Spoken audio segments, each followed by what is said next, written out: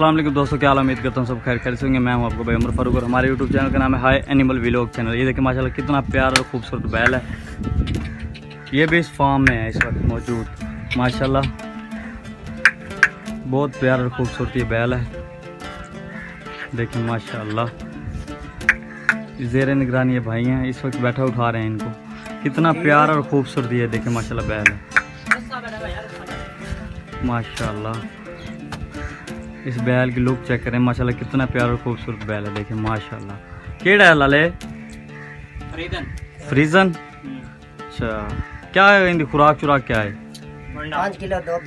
5 kilo दूध इनको पिले देवे। 5 किलो दूध इसको पिलाते हैं और वंडा वगैरह डालते हैं। देखें इस बैल को 10 किलो इसको टुकड़े डालते हैं और 2 किलो वंडा और 2 किलो डाला। देखें इस बैल की खुराक है 5 किलो दूध, 10 किलो वंडा टुकड़े और 2 किलो गंदम का डाला, जो इसकी खुराक है इस बैल की। माशाल्लाह देखिए कितना प्यारा खूबसूरत बैल है। देखें इस बैल की लुक चेक करें। ये देखें थोड़ा टोर देखिए माशाल्लाह भाई कितना प्यारा खूबसूरत बैल है। देखिए माशाल्लाह तमाम दोस्तों से हमारी रिक्वेस्ट होती है हमारे चैनल को सब्सक्राइब करें, लाइक करें, शेयर करें।